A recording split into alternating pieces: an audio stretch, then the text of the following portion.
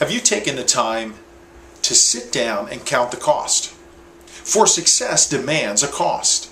Have you counted the cost on what it's going to take to be successful at your marriage, raising your kids, saving money, retiring with the same type or more income than you have currently today?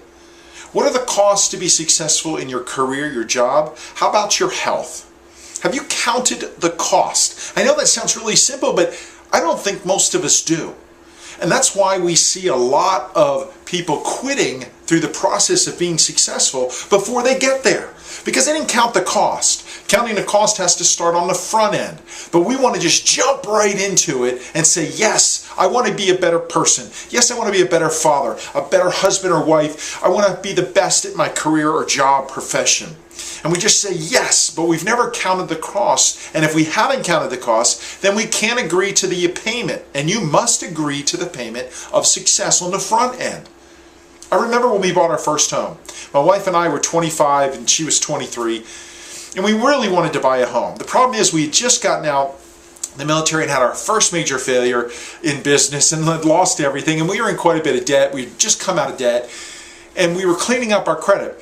And we sat down with a banker, a mortgage person, a real estate agent, and we counted the cost. And they were honest with us. They said, look, it's going to be very difficult, if near impossible, for you to buy a home at this point because, and they went through the whole process. What is it going to take for the payments? What is it going to take for taxes and mortgage and insurance? What is it going to take for the upkeep?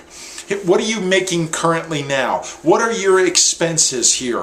What is going to happen in the future? We covered all of the costs, the possible costs that could potentially happen to us. And we started the process. Now we knew it was going to be difficult, but we agreed to the price on the front end. It took us a year and a half of a lot of failures, of a lot of people saying, no way, we won't take the risk with you. A year and a half of going through the process and being turned down time and time again until we finally bought our home. Now, I believe if we hadn't counted the cost on the front end and agreed to pay the price before we began, we would have quit somewhere in the process because we wouldn't have anticipated that much failure, that many obstacles, detours, and heartaches, that much rejection. I believe the same with marriage, with your health, raising your kids, your career, or anything you want to be successful with. Have you counted the cost? Have you looked at what it's going to cost you? Because success is expensive. Success is going to take a long time. Success demands a lot of failure and mistakes and growth and learning and stretching and getting out of your comfort zone. It's not going to happen easily or quickly. Have you sat down and analyzed what your cost is going to be so that you can agree on the price? You can negotiate. You can know where you're at with the price before you begin. I think we launch too early, and I think most of us quit before we start. Because we say things like, I'm going to try it.